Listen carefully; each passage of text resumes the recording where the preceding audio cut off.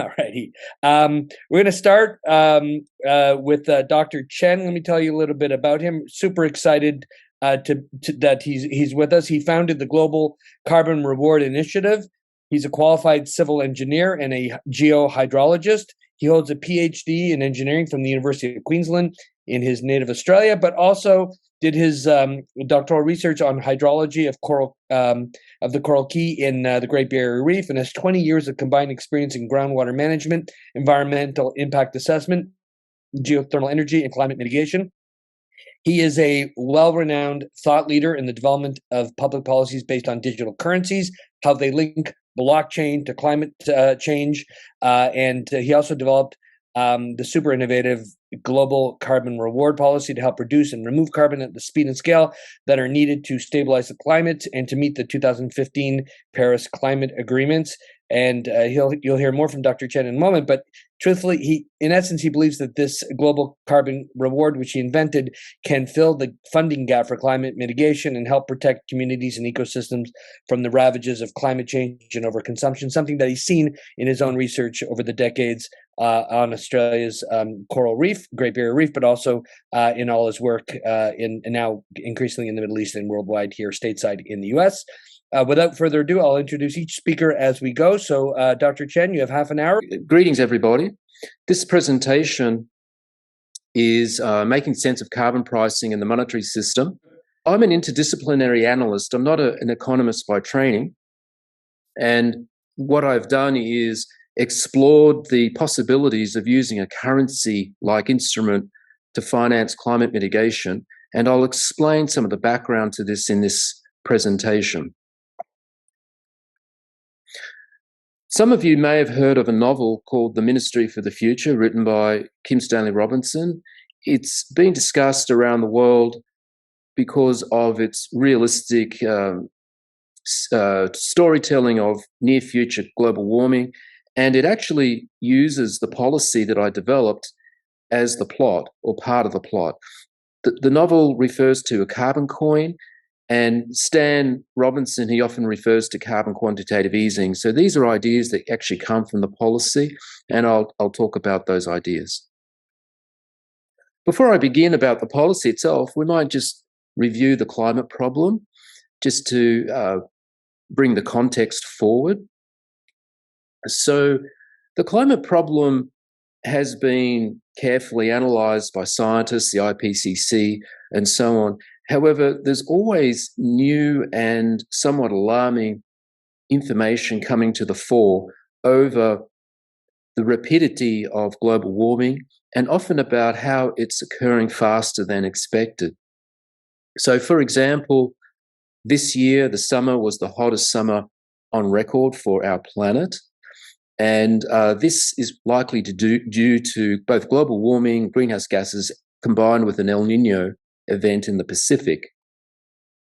James Hansen, who's a famous climate scientist from the United States, he's written a paper which hasn't been accepted for publication yet, but in his paper, he makes the claim that the science community has underestimated the sensitivity of the climate to greenhouse gases because of masking from aerosol pollution. And since the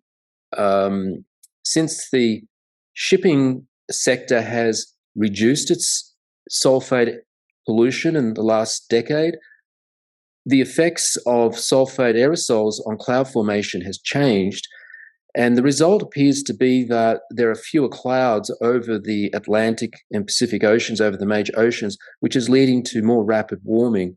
Because of this, Hansen forecasts that we're going to see a sudden climate warming event over the next 10, 20 years. And indeed, the science community concur that we might pass 1.5 degrees in the next 5 years or so. Hansen actually thinks we could pass 2 degrees by mid-century.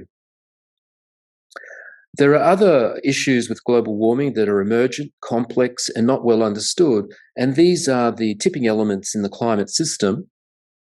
Scientists are warning that some of these tipping elements could actually be approaching a tipping point, including the ones listed on the screen: the Greenland ice sheet, West Antarctic ice sheet, North Atlantic ocean circulation, coral reef die-off.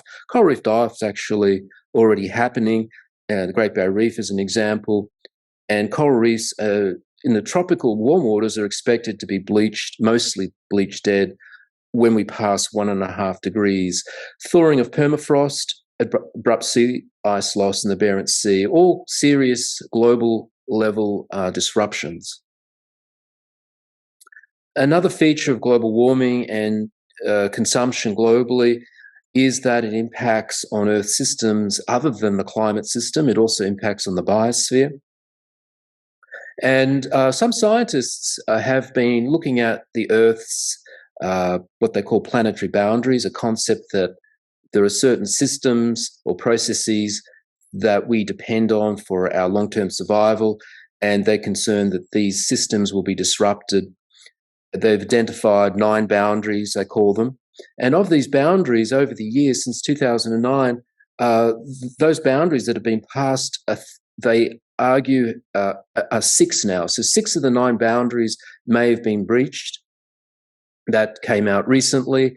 And also on the left side here, this Nature Communications article refers to the idea that the Earth could experience another mass extinction event if we passed about 5 degrees of global warming. So that gives you some idea of the level of risk that's associated with global warming. Recently in the United States, in New York, there was a UN General Assembly. At that assembly, there were declarations to accelerate work on the SDGs, and also a court ruling on climate change was proposed. However, in general, Antonio Guterres, the Secretary General, said that we're in deep trouble. The world is not really cooperating, coordinating efficiently or exponentially as we need. He says we're stuck in time with old systems and we need new modern multilateral institutions to tackle these global problems. This presentation, in the bit of time I have available, I only have 20, 25 minutes, I'm going to try and tackle one of the most complex problems that humanity faces. It is a very deep and complex problem. It involves money. Money is a deep, complex topic, just as climate change, just as carbon pricing. They're all complex problems. So let's have a look at money.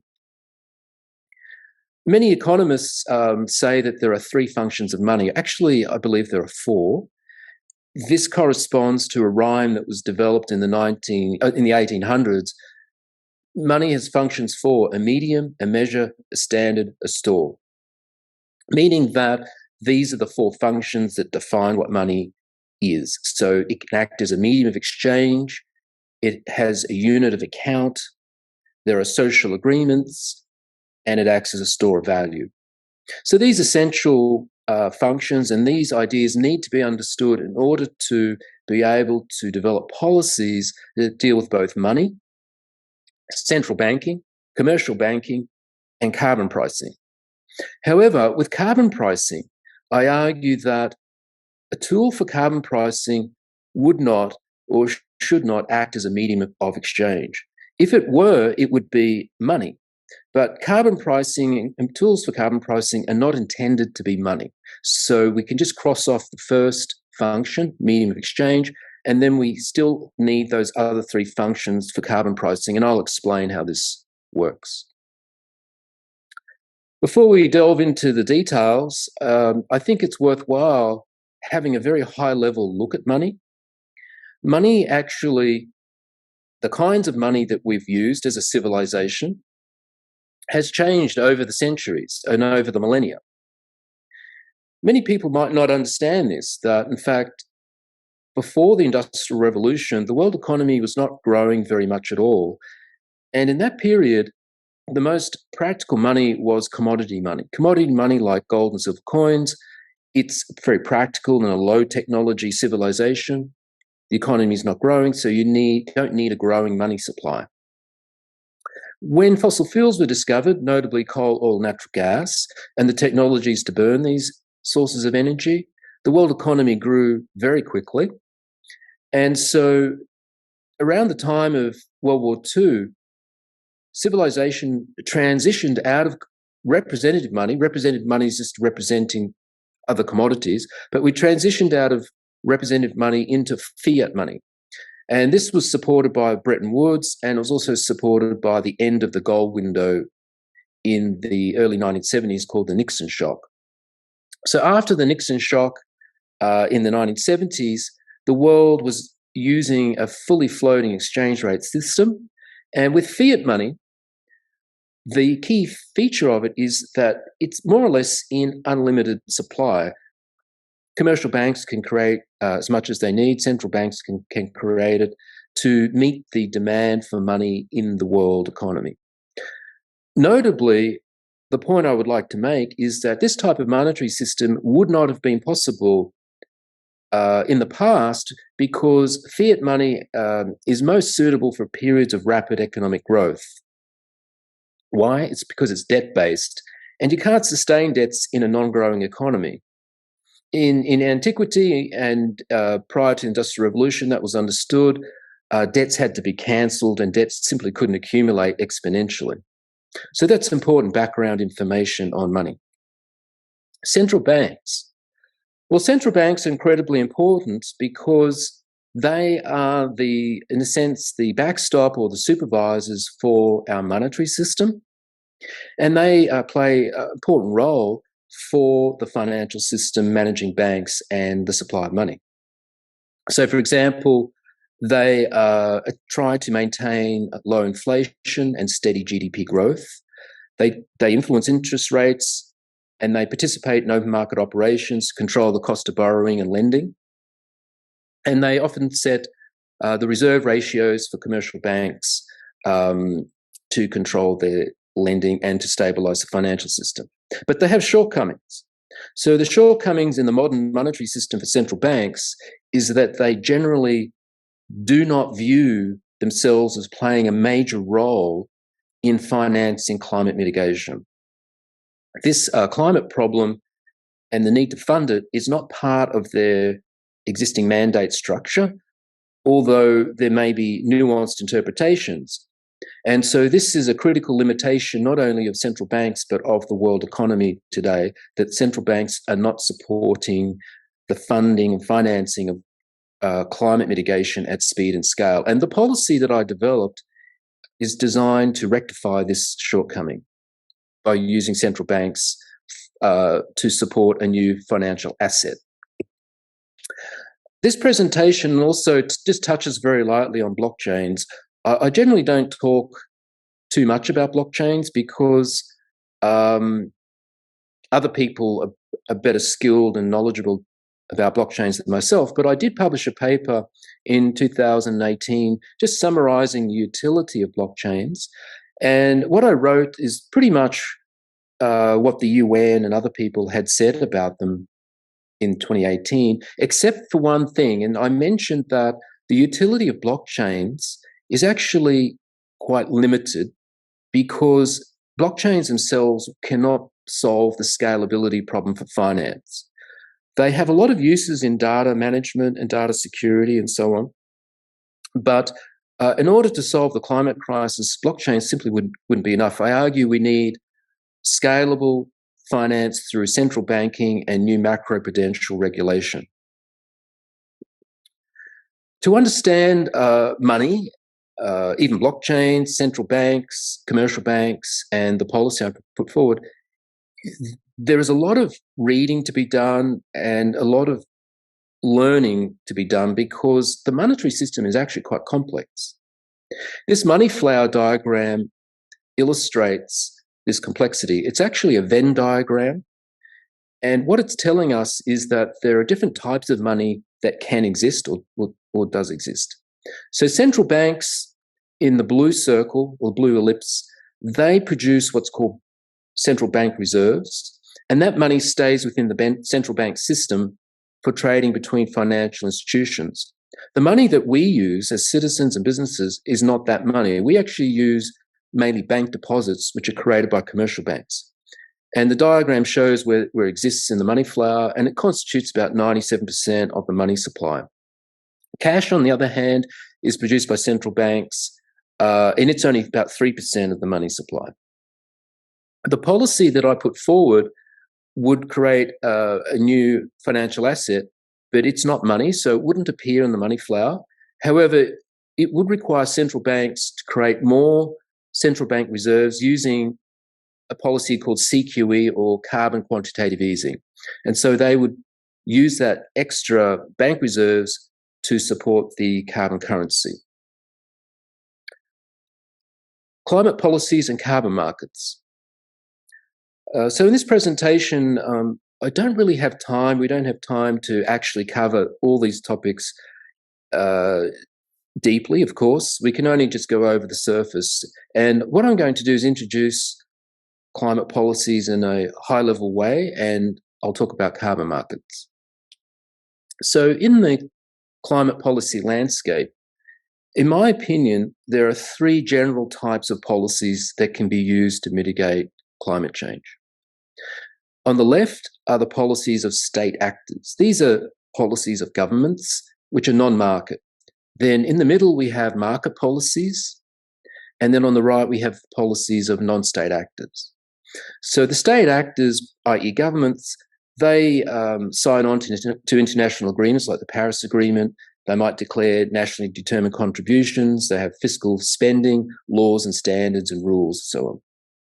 On the right-hand side, we have the non-state actors that can develop their own policies like development banks, IMF, ESG reporting for corporates, impact investing, philanthropy, climate bonds, and so on and so forth. However, generally speaking, the economists using neoclassical economics, they mainly focus on carbon markets and carbon pricing to correct the market failure, because it has certain advantages in that by creating a price signal, we can utilize the creativity of markets to innovate and solve problems that government simply can't solve, because the problems we face are too complex for government, although government plays a role. With regards to carbon markets, you may have heard in the news that carbon offsetting and carbon credit markets have found to be often unreliable, perhaps downright corrupt in some cases, and causing considerable greenwashing, including companies. Some well-known companies have been called out for greenwashing, and certain registries and standards have been criticised by journalists and scientists for allowing suspect carbon credits to be traded. So this is a kind of an inherent problem of carbon markets for a variety of reasons. We don't have time to go into the details, but I just wanted to point that out.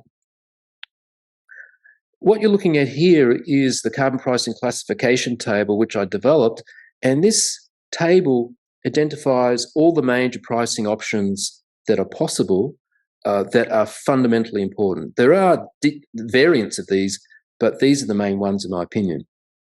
So there's quite a lot to deal with. And as you can see, it's inherently complex because we have voluntary markets, we have official compliance markets, we have subsidies, taxes, cap and trade, voluntary taxes, voluntary caps, and carbon credits for offsetting. So that's a lot of pricing options, and this is why the whole carbon market story is somewhat confusing to the uninitiated. However, in my analysis, what's unique about it, besides this table format, is the idea that there is another policy and way to price carbon that is not mentioned in economics textbooks. And this is called a carbon reward, and it's represented by the blue box in this classification table. The classification table is actually developed from a logical approach. It's based on a positive theory. We won't have time to go into it, but I just want to point that out. So what are the shortcomings of neoclassical theory on carbon pricing? Well, what I argue is that because we're limited to standard policies like carbon taxes, cap and trade, and so on, we are experiencing a slow boil problem. And what I mean by that is carbon pricing is insufficient in the world by about an order of magnitude or more. Public funding for the clean energy transition is insufficient by trillions of dollars per year. Commercial and development banks, which create the fiat supply, generally only lend to businesses that are profitable and have good credit ratings. For this reason, they continue to fund fossil fuel projects because fossil fuel projects are profitable, and they won't fund all renewable energy projects because they're not all profitable or they're too risky. Also, private investors have a fiduciary duty to focus on profitability, including they have to take into account the cost of capital, especially for energy projects that have large capex, large initial investments, and there's risks of political nature and a fiscal uncertainty, which affects subsidies and also sovereign risk. Developing countries experience high borrowing costs and high debt levels and climate costs. For this reason, developing countries are really struggling to develop their renewable energy sector. Also, many fossil fuel projects might be protected through trade treaties. So there are many reasons why the world currently is unable to transition quickly into clean energy. And that's why I call it a slow boil problem. So what's wrong with neoclassical economics? Well, the neoclassical theory on carbon pricing is mainly, well, it is framed on the work of Arthur Pigou. So Arthur Pigou, he identifies the negative externality, which is called the social cost of carbon, and it's a measure of the economic damages as a result of the choices of market actors. This is the standard theory. It does make good sense. The standard theory is complemented by the Coase theorem, which gives rise to the idea of cap and trade. So with cap and trade, a carbon-based unit for emissions is created and it's allowed to trade amongst polluters. And through that trading, a price is discovered that meets the needs of the polluters. And that's another way to manage or correct the market failure in terms of the negative externality identified by Arthur Pigou. So in my work, I challenged that theory by adding to it. And the reason we need more theory, I believe, is because humanity is currently suffering from this slow boil problem where we're like the proverbial frogs in the frying pan or the pot of hot water. We're trying to convince each other that we can solve the climate crisis using conventional carbon markets, carbon offsetting, and green growth. And what I argue is that this problem won't be solved in a conventional way, and we need what I call carbon rewards. So the theory I put forward, or the hypothesis, is that we need the carbon reward to take care of the systemic risk that is posed by the world economy, including the banking system and the monetary system. So in doing so, I argue that there's another kind of externalized cost, which is not in textbooks, and I call it the risk cost of carbon. And I claim it's a systemic type of externality which reflects the structural inadequacies of the monetary system and the profit-based system of money creation. It also invokes the Coase theorem because in this policy there is a carbon asset which is tradable, called a carbon currency.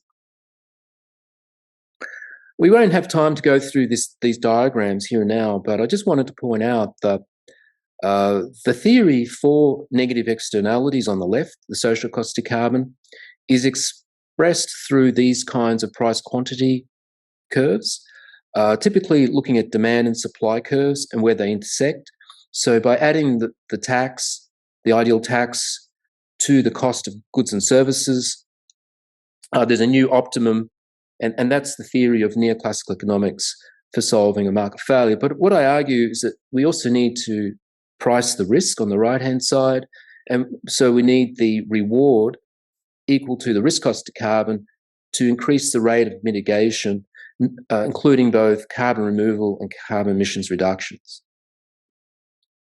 So the carbon currency has a unit of account, which is 1 tonne of CO2 strategically mitigated for 100 years. And this new currency will be traded in foreign exchange currency markets. It's not a medium of exchange, as I mentioned earlier. It's not a carbon credit. There is no carbon offsetting needed with this policy because it'd be underwritten with central bank policy, and it's not a cryptocurrency. The carbon reward, technically speaking, is the exchange rate of the carbon currency as it's valued in open markets. There's more technical detail behind the policy about how it's structured, how the financial mechanism works, but in this presentation we don't have time to go into that, so I just thought I'd give you a brief intro to the carbon currency. Why is it useful? Well, we can use it to fund the climate finance gap, fill that gap.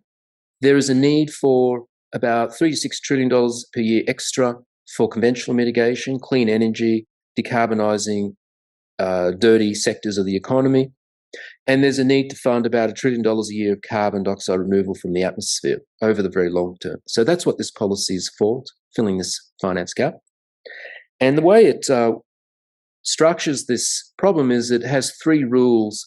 There are rules which we don't have time to go into detail, but rule 1 is for cleaner energy, rule 2 for cleaner business, and rule 3 for carbon removal.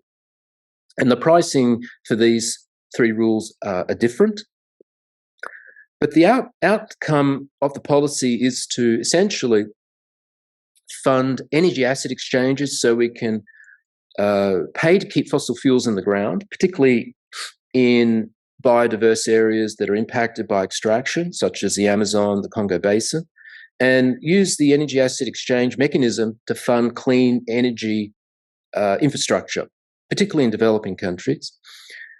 Rule 2, we can use that to fund the decarbonisation of every sector, including buildings, for example.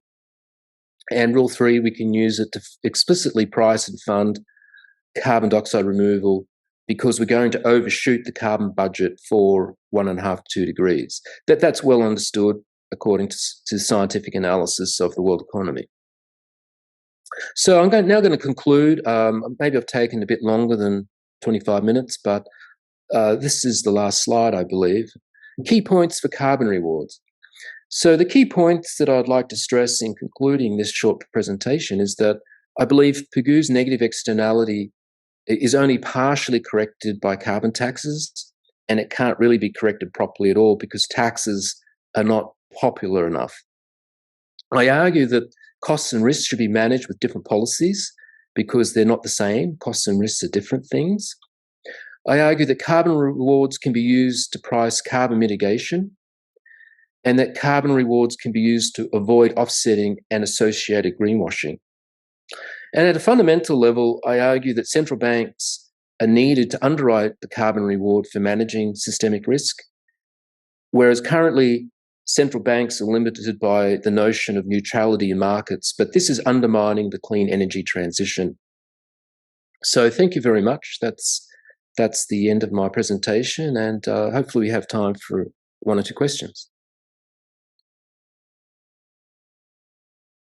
Thank you so much, Dr. Chen. Delton Chen, wow, that's a lot of stuff in a very short period of time, but just super informative and inventive, and thank you for the work that you're doing. A lot of this is thankless, but on behalf of future generations, we're most grateful. Any questions? Anybody want to ask a question to Dr. Chen while we have him here? We have one. Please go ahead. Hi, Professor. How are you? My name is Pedro. I am class from Camp and a teacher in another school of law here. I would like to ask you for Mr. Chen, how do you see the development in Brazil about this? Because I read your paper and you propose a model, a mathematical model about the SCC and RCC.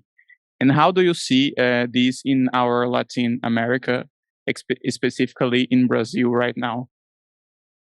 I don't know if I was clear in my English. Thanks for the question, Pedro. Well, just a side point, there was a journalist in Brazil with the name Circus who died, I think, a year ago.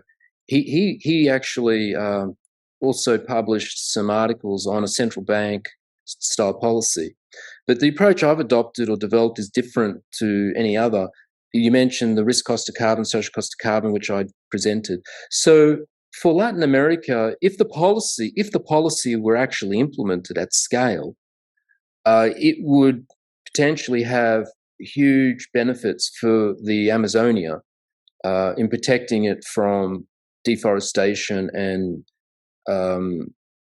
grazing pressure and agriculture that's monocropping, like palm oil and so on.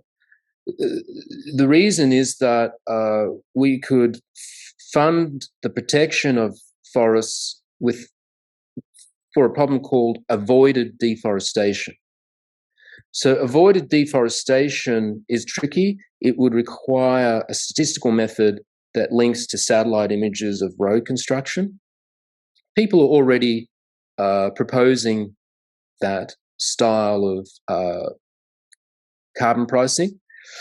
However, we could couple that to other incentives for communities to fulfill their needs in their local economy.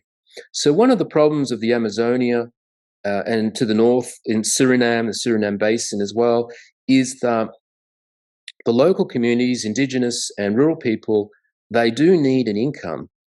And if there is not a sustainable market for them, they generally will do extraction, like cut down trees, maybe collect animals that are rare and so on.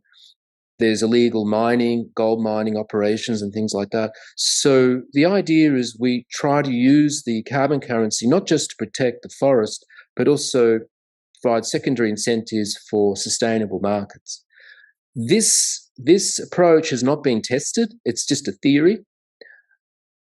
The Brazilian country and the Latin American countries, they could play a vital role in helping demonstrate the policy. Okay, so at demonstration and piloting, we would love to have one or two countries in Latin America involved in that.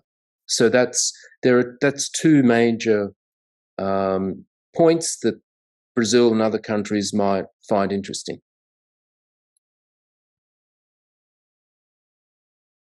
Thank you, Dr. Chen. That's fabulous. I put in the a name of someone who's part of Joe Pan's NFT Impact Alliance out of Hong Kong. He's in Suriname.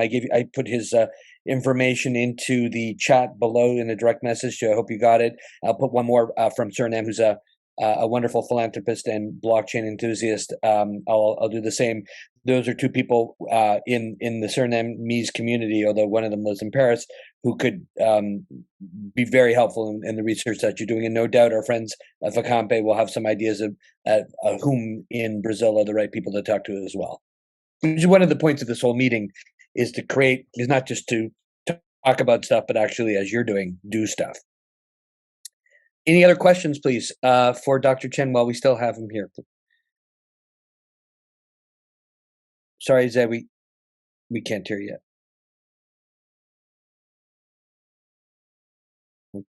Hello? Yeah, we're on. Okay. Thanks, Mr. Delton Chen, Dr. Delton Chen, for your brilliant lecture here. Very stimulating and makes us think about our future in a way that we were not exactly prepared to. But lots of hints and interesting thinking. I would like to ask you, we have a kind of conflict in our main issues of these panels that are going to develop these days here. You are stressing the point of money regulation based on central banks' stimuli for carbon reward and other interesting idea. On the other hand, we have here lots of scholars and experts in decentralized money and other crypto and other issues that are exactly on topic here. Do you see that is there a way of harmonizing these fronts to conquest the points that you are that interest you all, of course? Their decentralized money and also central banks, because at the end of the day, we are talking about business regulations, banks regulation, money regulations, and other fronts to get the point to the environmental matters. Please, if you could give a light to us, I would like to listen. Thank you very much. Sure, Jose. I think the question, correct me if I'm wrong, are you asking how to harmonize crypto and blockchains with this policy or central banking? Is that the question, or was it something a bit different? Yeah, it is. So, well, blockchains actually are already mainstream, and surprisingly, central banks were one of the earliest movers on using blockchains or similar technologies. They've been interested for a long time in the topic of real-time settlement of assets. So there are numerous projects around the world involving various central banks on blockchain-style settlement systems. So also corporates are using blockchains. Lots of them are using it for ledgers. So it's already harmonized. With crypto, however, that's a bit different because crypto is typically a fully private system without regulation, and that is not harmonized with central banking by definition. For this policy, we would love some support, from any community. However, the crypto community tends to have a culture and attitude of extreme decentralization and anti-authoritarianism, anti-government, anti-central bank. So generally speaking, the crypto community has not been interested at all in the global carbon reward. The people who are more interested in it are coming from the carbon market space. So that's all I can say. I don't really have too much more to add to that. Great. Thank you, Dr. Chen. In the interest, and thank you for the question, Professor Pontius.